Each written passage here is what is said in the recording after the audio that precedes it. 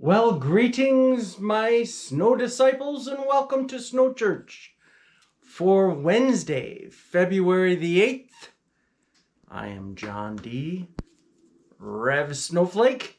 Today, we've gone all the way out to the west coast to Rainier, Mount Rainier.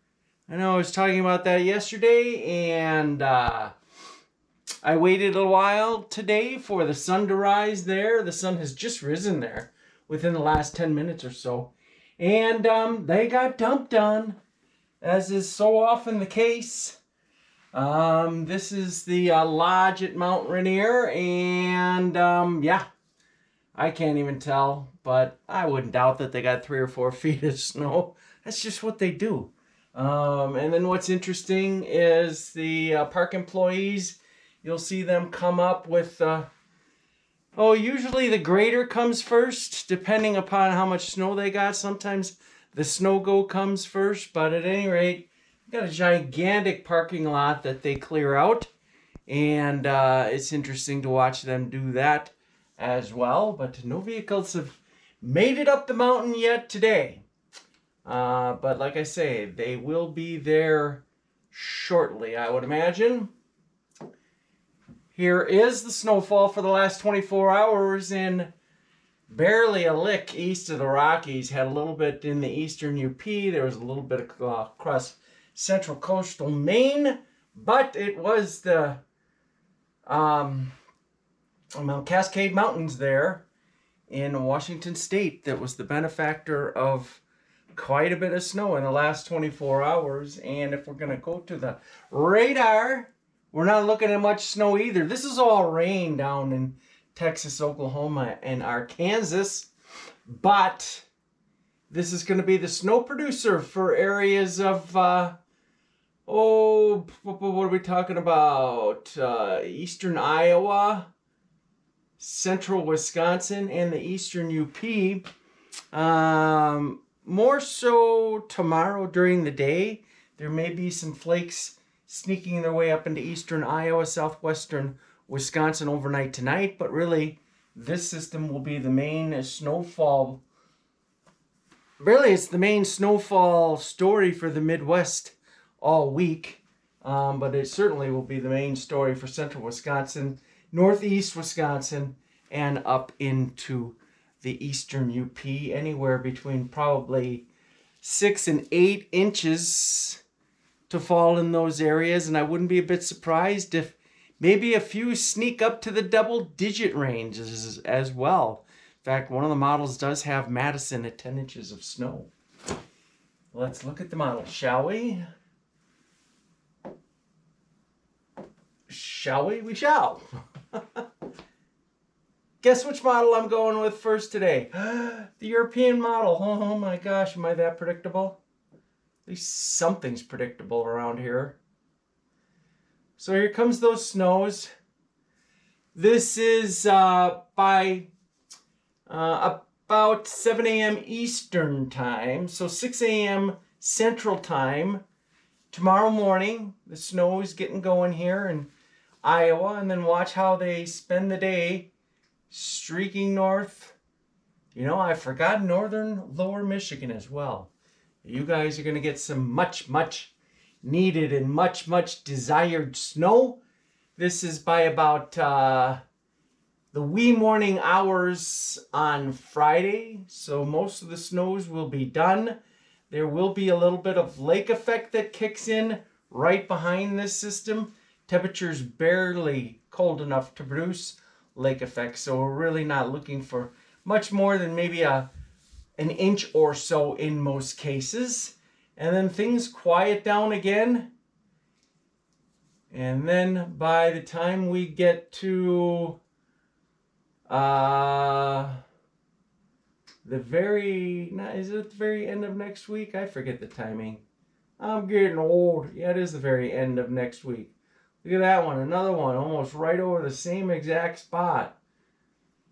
So, according to the European model, Madison has quite a bit of snow coming their way, as does northern lower Michigan in the next 9 to 10 days or so. Madison, 25 inches of snow. Probably even more than that as you get into northern lower Michigan. Not much at all for Minnesota, northwest Wisconsin, and the UP, getting some anecdotal lake effect snows, but really nothing too crazy.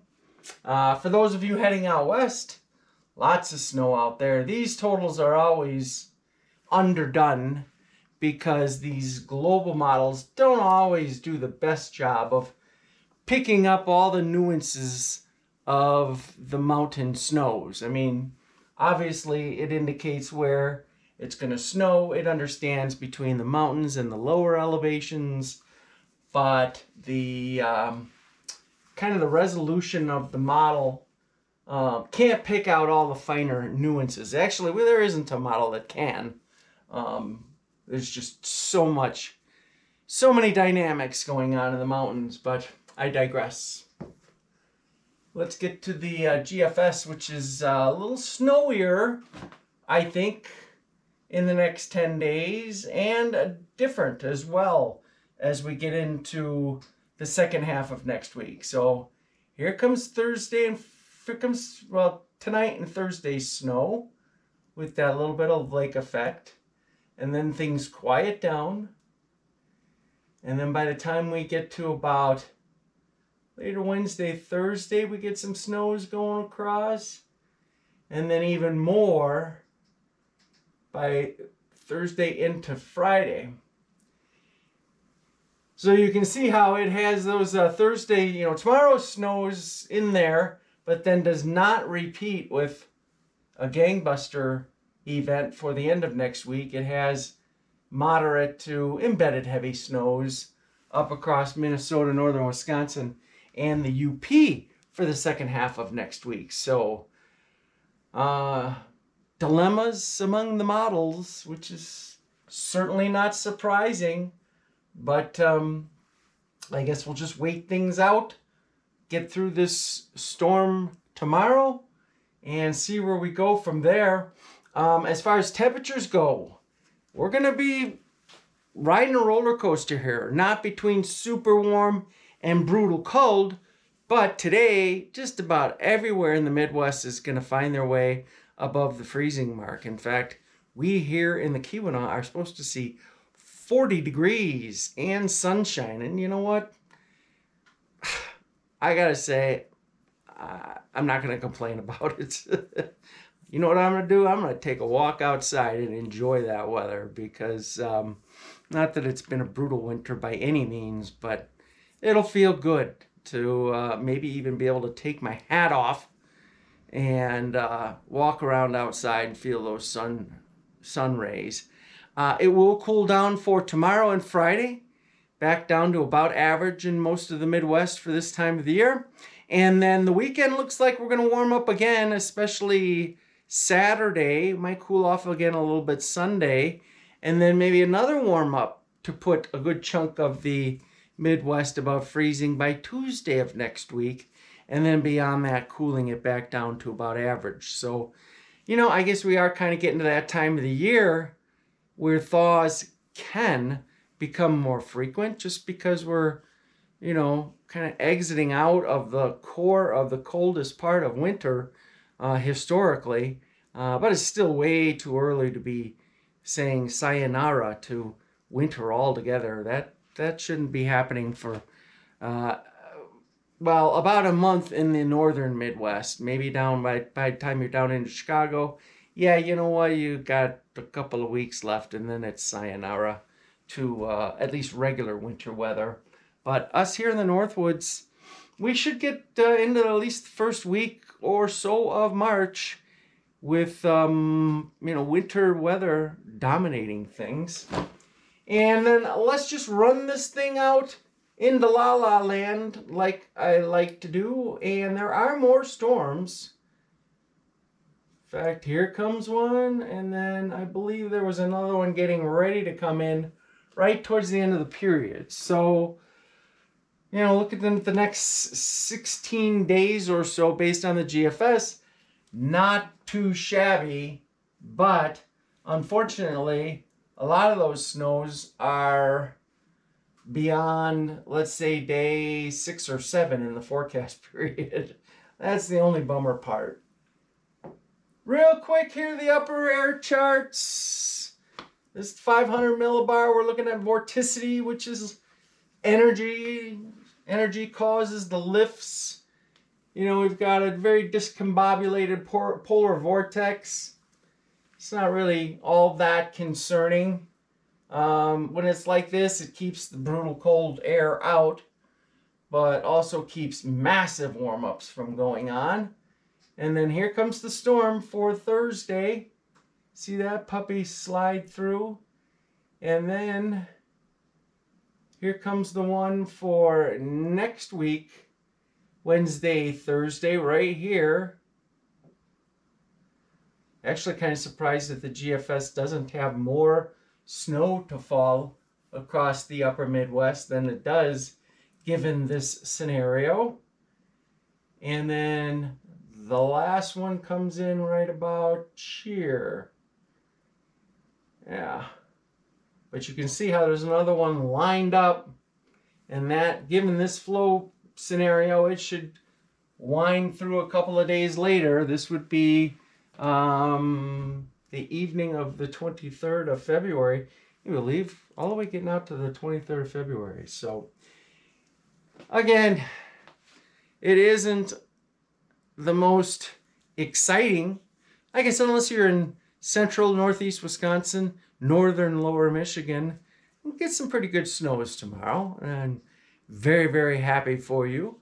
I'm very, very happy to get outside and enjoy a 40-degree temperature and sunshine up here today.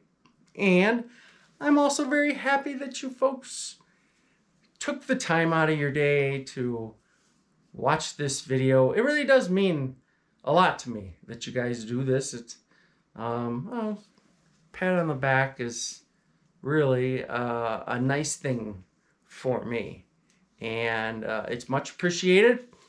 If you can, like I say, spread the word about it and can make this channel more of a popular thing, that would be great too. You know, I say it twofold. I'm not gonna lie. I would like to get more viewers so the monetization increases. But I think that there's a lot of people out there that would enjoy this that doesn't know it exists. And I don't know how else to get the word out. I'm getting it out on my website, but there's gotta be thousands, literally thousands of people out there who are weather freaks or snow freaks in the Midwest that want to, would really enjoy this little snow church video I put together. So I'm rambling on, don't want to make this any longer than it has already gotten. Have a great day, everybody. I will talk to you tomorrow. Keep those sticks on the ice.